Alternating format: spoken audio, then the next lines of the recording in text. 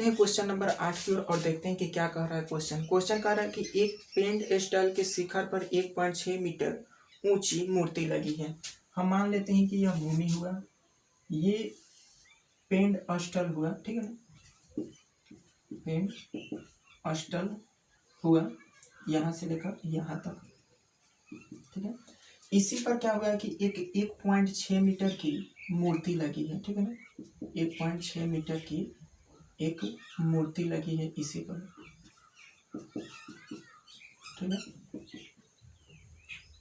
आगे यहाँ पर हम बात करते हैं आगे की ओर। भूमि के एक बिंदु से मूर्ति के शिखर का उन्नयन कोण 60 डिग्री है। भूमि के किसी बिंदु से मान लेते हैं कि बिंदु ये है, इससे इस मूर्ति के शिखर का जो उन्नयन कोण है वो 60 डिग्री है, ठीक है। और आगे कहा है कि उसी बिंदु से पेंट स्टॉल के शिखर का उन्नयन कोण 45 डिग्री है। सेम वो बिंदु है और यहाँ से ही इसके शिखर का जो अगला उन्नयन कोण है वो है कितना, 45 डिग्री, ठीक है। तो हमें ये बताना है कि पेंट स्टॉल की ऊंचाई कितनी होगी, इस बात को हम बताना है, यानी यही चीज वैल्यू हमें क्या कर लेना है, निकाल लेना है। हम इसका थोड़ा सा नामकरण कर लेते हैं। जैसे हम मान लेते हैं कि ए और बी मूर्ति की हाइट है, ठीक है ना, और बी और सी पेंट स्टॉल की हाइट है, और डी वह बिंदु है जहां पर ये सारे उन्नयन कोण क्या हो रहे हैं, तो बन रहे हैं, ठीक है। आगे हम चलते हैं अब क्वेश्चन की ओर, ठीक है ना, और इसको हल करते हैं। तो यदि हम देखें तो इसमें दो त्रिभुज बना है। एक तो त्रिभुज ओ बना है जो बी सी डी है, और एक त्रिभुज बना है ए सी डी बना है। ये कितना है हमें इसके विषय में कुछ नहीं मालूम है, ना ही इसके विषय में हमें मालूम है कि ये कितना है, ठीक है। तो हम क्या करेंगे कि बारी बारी से इन दोनों त्रिभुज में चलेंगे और देखेंगे कि क्या कंडीशन हो रहे हैं, और इस हिसाब से हम जानेंगे, ठीक है ना। तो हम मान लेते हैं कि मानने वाली बात बाद में करते हैं, पहले ये समझते हैं, पहले क्वेश्चन समझेंगे बाद में मानने वाली बात करेंगे, ठीक है। त्रिभुज बी सी डी में चलेंगे, ठीक है ना, पहले बी सी डी में चलेंगे। तो यहाँ से हम चलेंगे तो हमें इससे मतलब रखेंगे और इससे मतलब रखेंगे। इससे क्यों मतलब रखेंगे, क्योंकि ये दोनों त्रिभुज में शामिल है, इसलिए हम इससे मतलब रखेंगे। अगर इसको रखते हैं तो ये दोनों त्रिभुज में अलग अलग हैं, इसलिए इससे क्वेश्चन हमारा जो क्या होगा वो लेंथी हो जाएगा। तो इससे अच्छा है कि हम जो दोनों में हो उससे मतलब रखते हैं। तो दोनों में सी डी आएगा, त्रिभुज ए सी डी में भी सी डी आएगा, त्रिभुज बी सी डी में भी सी डी आएगा। तो जो दोनों में होगा उसको लेकर चलेंगे। तो यदि हम देखें तो थीटा के सामने वाला लंब होता है, बी सी लंब होगा और सी डी क्या हो जाएगा, आधार होगा। तो इस प्रकार त्रिभुज ए बी सी डी में लंब और आधार किस में आते हैं, टेन में आते हैं। तो हम क्या लेंगे, टेन लेने पर, और जब टेन लेंगे तो यहाँ से टेन कितना है, 45 डिग्री दिया गया है, BC हो जाएगा, ठीक है ना, और इधर क्या हो जाएगा, CD हो जाएगा। बस यही हमारा काम है। 10/45 का वैल्यू 1/1 हो जाएगा। 10/45 का मान 1 होता है, नीचे कुछ नहीं है तो 1 लेंगे, इधर से BC हो जाएगा और इधर से CD हो जाएगा। तिरछा गुणा करेंगे तो CD बराबर है क्या, BC। यानी हमें ये पता चल गया कि जितना BC होगा उतना ही क्या होगा, CD होगा, ठीक है ना। फिर चलते हैं, फिर इस बार हम बड़े त्रिभुज में चलेंगे, यानी कि त्रिभुज ए बी नहीं लेंगे, त्रिभुज ए सी और डी में चलेंगे, ठीक है ना। तो इसमें भी हम क्या लेंगे, 10 लेंगे। क्यों, क्योंकि हमें इससे और इससे मतलब है।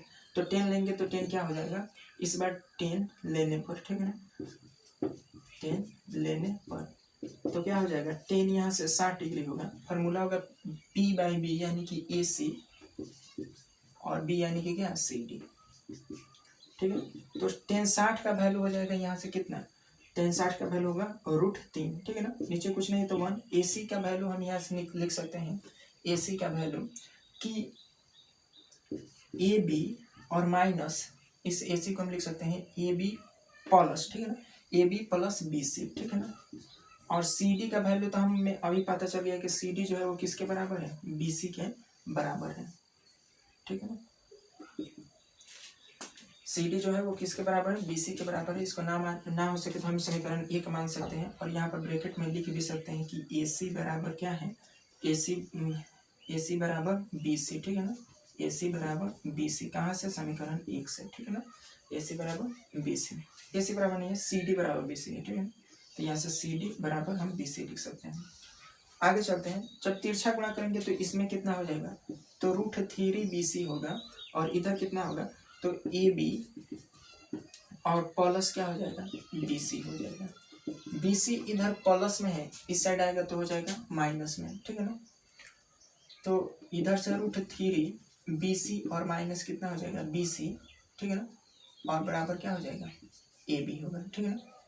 तो इधर हम देखें तो दोनों में BC है, तो BC को यदि हम कॉमन कर ले तो यहाँ से √3 माइनस कितना हो जाएगा 1 और इधर क्या हो जाएगा, AB होगा, ठीक है ना, AB। आगे हम चलते हैं और देखते हैं, इधर √3 - 1 गुणा में है, उस साइड जाएगा तो किस में हो जाएगा, भागा में हो जाएगा, ठीक है ना। तो इधर से हम कर सकते हैं। अच्छा एक सेकंड, यहाँ पर AB का वैल्यू जो है वो हमें दे दिया गया है, ठीक है ना। तो हम AB का वैल्यू 1.6 मीटर लिख सकते हैं, ठीक है ना। AB का वैल्यू तो हमें दिया गया है मूर्ति की ऊंचाई, तो 1/6 लिख सकते हैं। और ये इधर प्लस गुणा में है, इस साइड आएगा तो किस में हो जाएगा, भागा में हो जाएगा, यानी कि √3 - 1, ठीक है। कंजुगेट का गुणा करेंगे तो 1.6 √3 - 1 गुणे √3 + 1 और √3 + 1।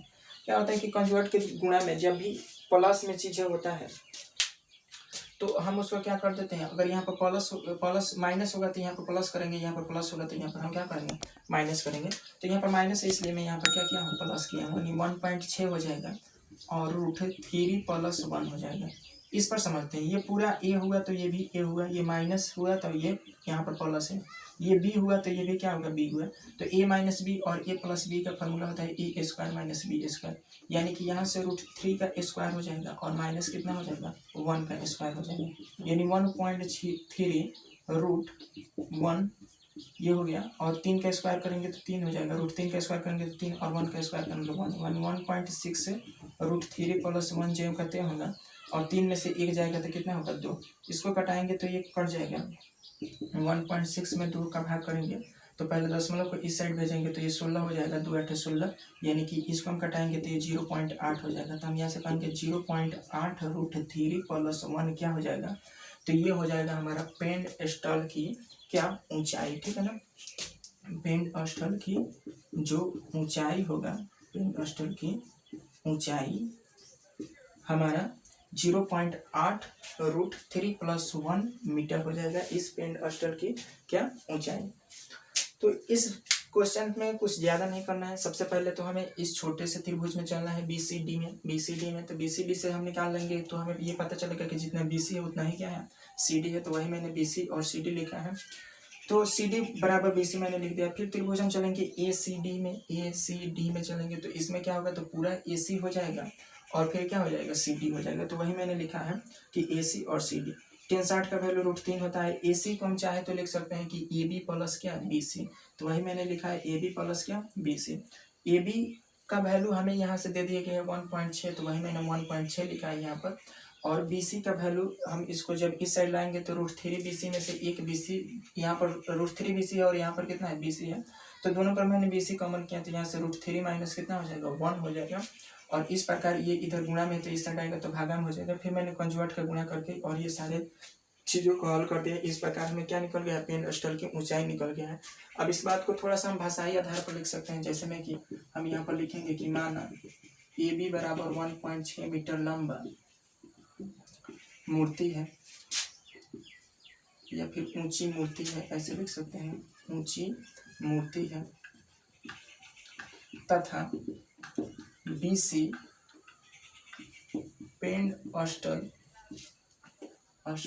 है, जिसकी ऊंचाई हमें क्या करनी है, ऊंचाई ज्ञात करनी है। मूर्ति का शिखर